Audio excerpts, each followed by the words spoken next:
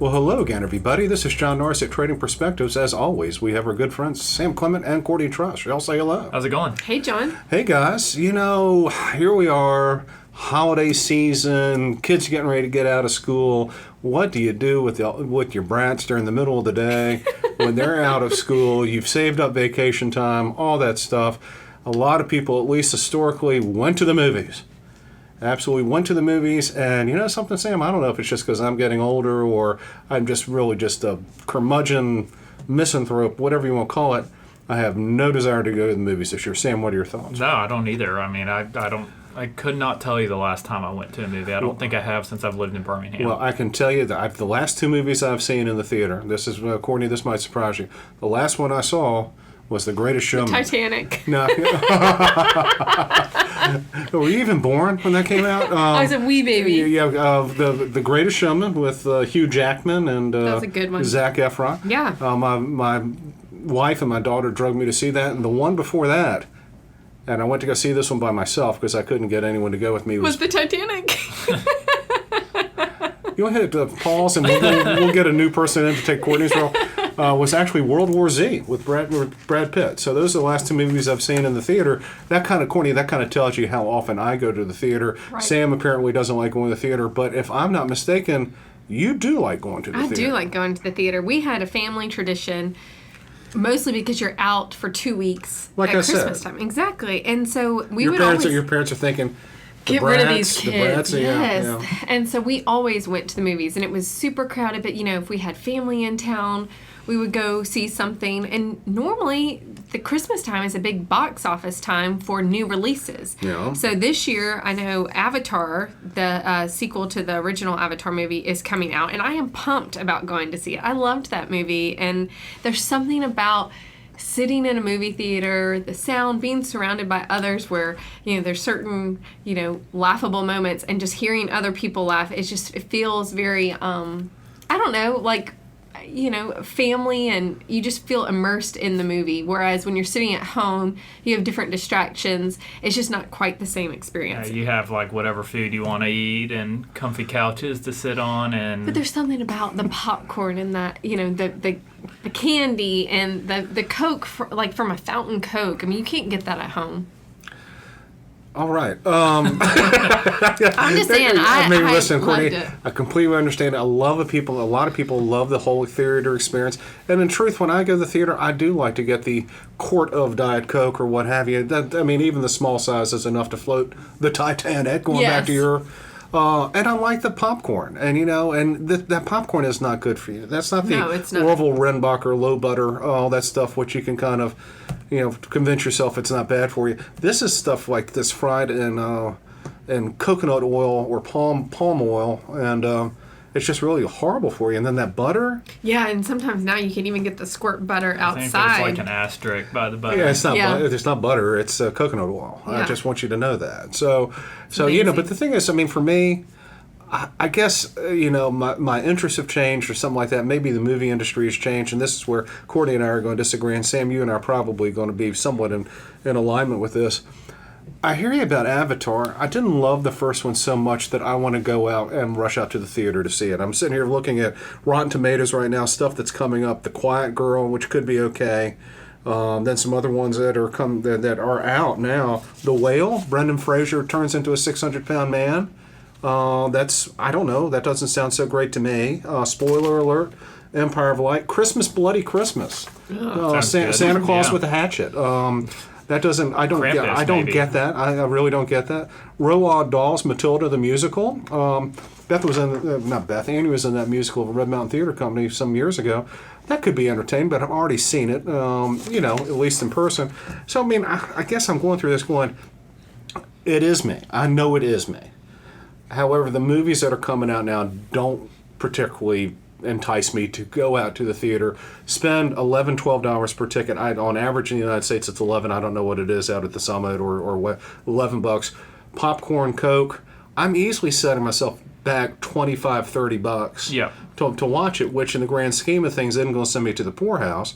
But at the same time, well, maybe I can wait around a few weeks and it comes off in Netflix. And as Sam said, it's free at my house. free, better food, comfier couches, and you. I'm sitting here saying that the movie industry is not really trying to get me into the theater with their offerings, but I've also changed, and I wonder if society as a whole has changed.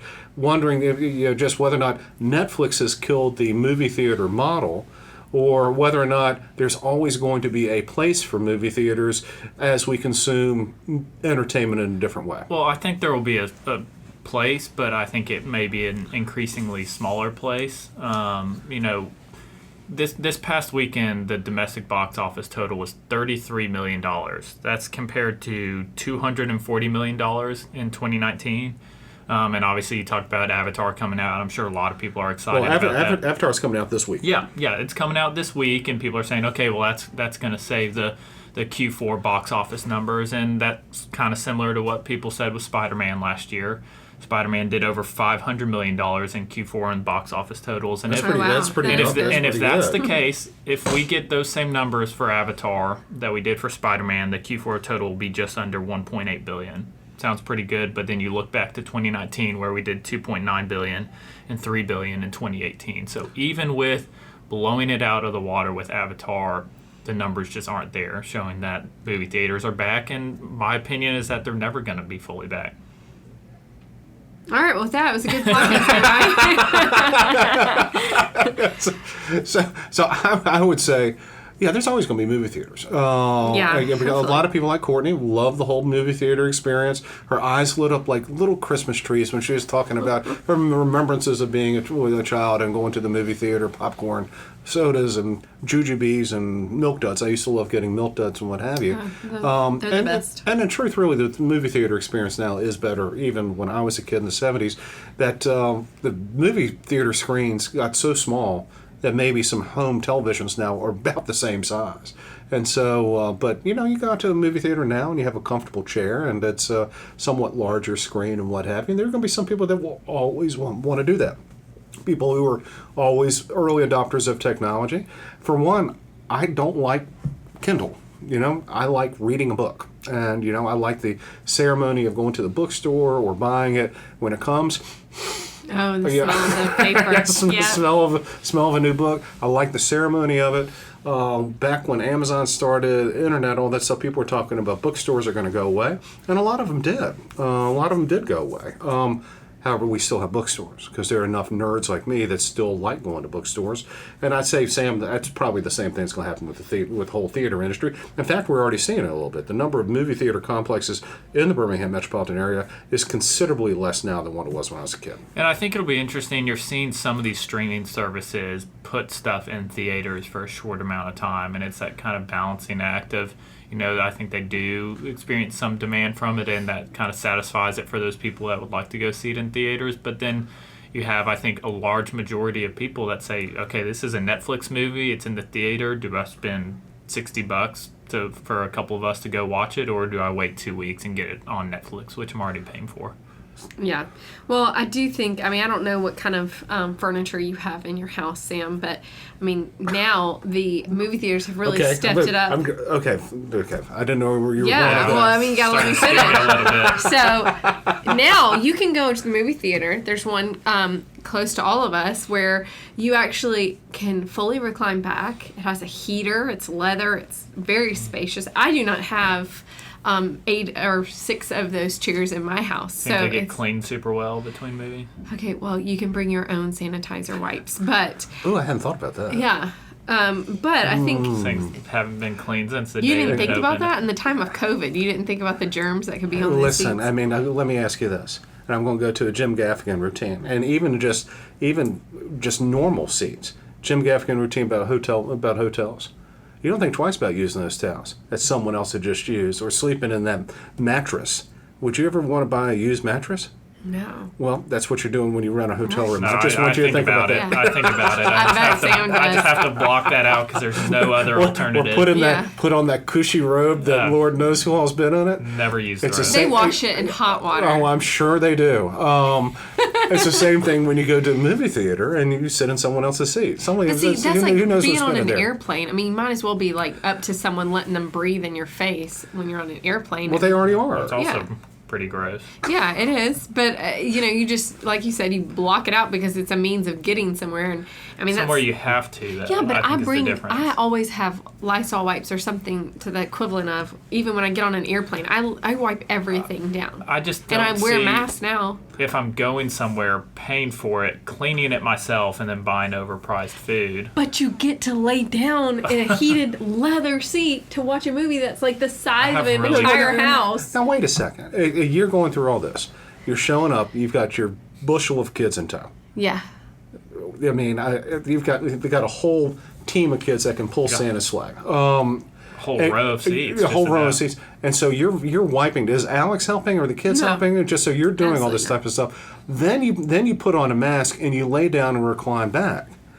Don't you think you kind of look maybe like a patient in a hospital when you do this stuff? Yeah. Get your IV drip. Best 2 hours of my life. You know what would happen if I went into a darkened room and did all that type of stuff? Lean back on it. Oh yeah, with the heated seat, I have fallen asleep. I have. No joke, I have. But it's an expensive nap at that point.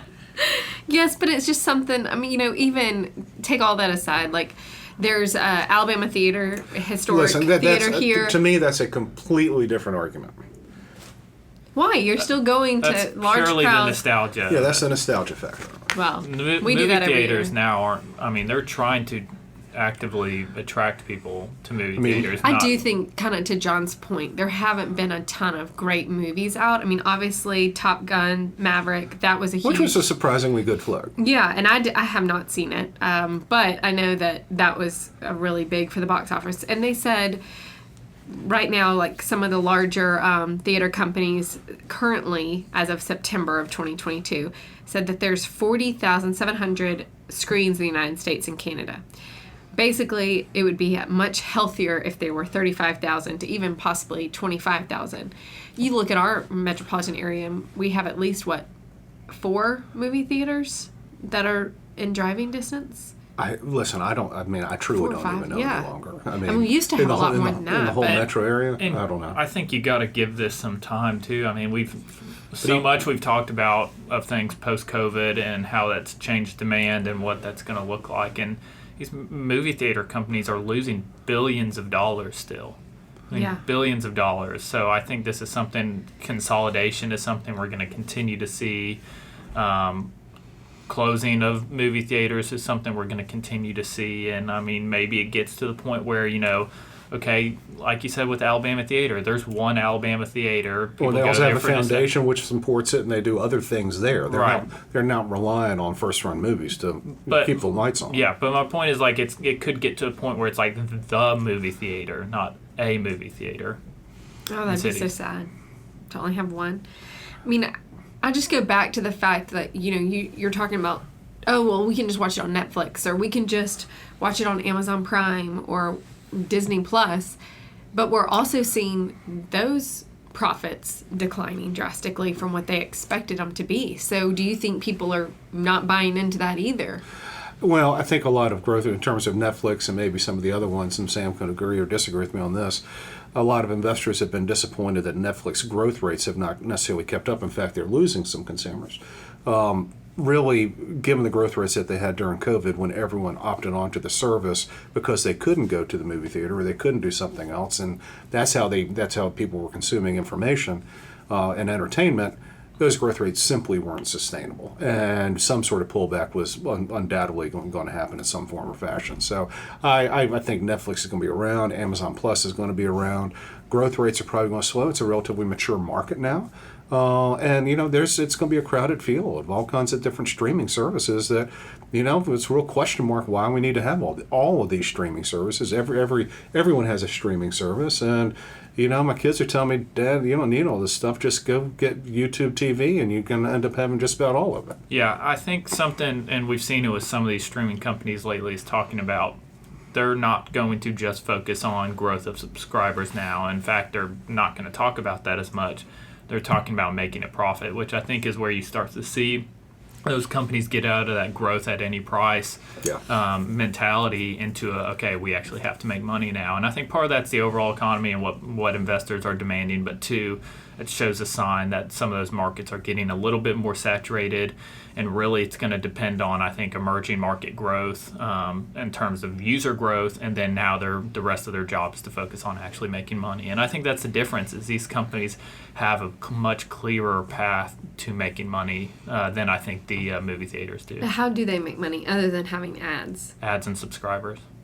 And they're now getting premium and all that stuff. So I mean, it's they'll be able to figure it out. When there's a buck to be made, they'll figure it out, and Netflix will come around. Frankly, I think some of them probably need to reduce the amount of content that they have. Yeah, and that again is, I think, part of that growth at any price is like, oh my gosh, we have to have these 10 movies with 3 superstars in each of them, and they're going to cost a couple $100 million each, but we gotta beat the competitors. Well, to that end, and kind of. Not sure if I sound like a complete Luddite on this, but Courtney kind of talking about Netflix and the streaming services, how we're consuming entertainment. With all of it out there, I'm probably watching less than I ever have in terms of movies because I can't make up my mind. When I go onto Netflix or go onto Amazon Prime, which are the 2 streaming services we have at the house that we primarily use, we have a Hulu account or Bethesda. I don't even know what we have. I mean, Lord knows. It's too much. Yeah, it's too much. I can't scroll through all the movies. Yeah. I mean, it's impossible. I mean, it's just kind of like, okay, comedy. I've got 100 different comedies to choose from. I don't know what any of them are because I don't really follow what's coming out. And so then you know what I end up doing 9 times out of 10? Starting things and then watching stopping. Something you've already seen. So watching something I've already seen or say to hell with it, and then I just don't watch anything.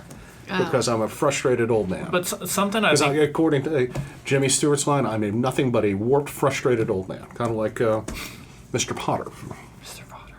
I mean, something I think you got to look at and compare it That's to... from It's a Wonderful Life. Oh, yeah. Thank you. You got to look at... I mean, I think Which looking at it Black towards... and white? Yeah. Sorry, Sam. Looking at it compared to the airline industry. Yeah. I mean, the airline industry is the other kind of, COVID conversation of how that's changed. United bought 200 Dreamliners the other day and 100 737 Maxes, and every airline's like, business is booming right now. Well, they don't have enough pilots for all those planes. They have problems of so much demand right now, and so this is something that was more impacted by COVID than movie theaters, I would say, or at least in terms of the importance to our economy. And those are back, rocking on all cylinders right now, and meanwhile the movie theaters just aren't. So I think blaming it just on COVID is pretty clearly not a valid excuse. Well, I mean, I think it's almost a perfect storm for the theater industry just as a whole. Always going to have people that want to go to it, obviously. Popcorn's delicious, candy's delicious. You're out of the house. Yeah, out of the house. People love it. Comfortable, heated leather, reclining seats, wearing a mask, falling asleep, all that stuff that Courtney likes to do. But it's the streaming services, and then I'd be remiss if I didn't say it. A real lack of what I'd consider original, compelling entertainment. Yeah. Yeah. Even Avatar is a sequel. Right. Even almost all of them. Even the Tom Cruise movie was a sequel. And I don't get. I completely don't understand all the comic book movies. No. I don't find any of it compelling, and I appear to be in the minority on that, and that's fine. But that seems to be what the blockbuster is going to be. Yet another Spider-Man. I don't know who's Spider-Man. I mean, it's just, wasn't it Toby, whatever his name was? Yeah, we're like 3 iterations past Tobey Maguire, I think. But I mean, I think this Top Gun's a great example. I mean, I was looking forward to it. I loved the original Top Gun, wanted to watch it, but how much I wanted to watch it was not enough to draw me into going to a movie theater. I knew it would be on Amazon, and I could pay $15 or whatever and watch it and own it. It's a good flip. And watch it as many times as I want. Yeah. It's still a different experience. I will say, I also think, to your point about Netflix and other streaming, whether it's Prime or whatever, putting money into really good content, right? So it used to be that they would buy content that already existed, or the development of content might have been more like the Hallmark Channel, like kind of corny, like you're not going to really watch it. The Hallmark Channel wasn't always corny. No, Yeah. they pump out those Christmas Prince movies like nobody's business now. I mean, and some people, absolutely love it. Beth Norris is one of them. Okay. So I get no to say, offense, Beth. They're awesome. But Where the Crawdads Sing. It was a book, a really great book, and they turned it into a movie, and I watched it the other day, and I, go to bed at like 10 o'clock every night, and I stayed up till midnight, like deeply invested in this movie, and it was really good. But I also think that something like that, like that's the quality that I would have expected out of a movie theater, and it would have been worth going to the movie theater as well. And you have to, back in the day, I mean, the first paying movie storefront theater in the United States was in New Orleans in 1896. So the fact that it's been around for 126 years is impressive, and I just don't think. I already did the math on my calculator, so I know it's right. You needed a calculator? I did. But I feel like it's going to be resilient. It's pivoted. Obviously here we've seen the dollar theater. I don't think it's $1 anymore. And then you also have the theaters that have said, oh, well, now you can drink alcohol and you could eat. We'll bring you your food, and here's the reclining seats. We were always drinking alcohol in the movie theater. Oh, okay. Well, yeah, so cool. Some of us are rule followers, so. But all that to say, I feel like they'll pivot, and that there'll be an opportunity for them to grow out. And maybe it is. Maybe it's just like records have come back, and it's a nostalgic thing. I think something that is, we're going to need to continue to watch is like, honestly, who is winning the awards for a lot of these movies. I mean, we saw Netflix win their first Best Picture. I think it was The Power of the Dog that finally did it. But you are starting to see Amazon originals, Netflix originals start to bring home a lot of the awards, and I think that's going to continue to be the case. And I think it's just going to continue to be I didn't watch a second of the Academy Awards last year. I didn't either. I think The Power of the Dog won. Was that where Will Smith slaps? No. Yeah, he was that. Yeah, was that an Academy Award? Yeah, Will Smith. They all kind of run together for me. Clearly, we're really on top You see, of it. well, that right there will tell you maybe the true health of the entertainment industry in the United States. We're going on a little bit long here today. I'm a Gen X, empty nester. And I'm kind of like, I don't even know who won the Best Picture award. Like, what award show was that? I just completely disengaged. Whereas the Academy Awards used to be one of the major television programs. Every year people look forward to it. Courtney, you're a millennial. Mm-hmm. 4 kids in the house, all that stuff, and you couldn't tell me. I mean, exactly who won the Best Picture last year? And was it Coda, the Apple TV movie? That was a good movie. Sam watches it every year. Here Sam is throwing names of pictures out. I think Coda I've never heard. Coda is a Led Zeppelin album, came out in like 1982. Okay, just so we'll let you know. John, I didn't know that. Yeah, it's in Led Zeppelin. Either one of us All of My born. Love is on Coda, I believe, and that was the last hit. Remember when it came out? What do you think about that? You ever heard of Led Zeppelin? I have heard of Led Zeppelin. All right. Have you?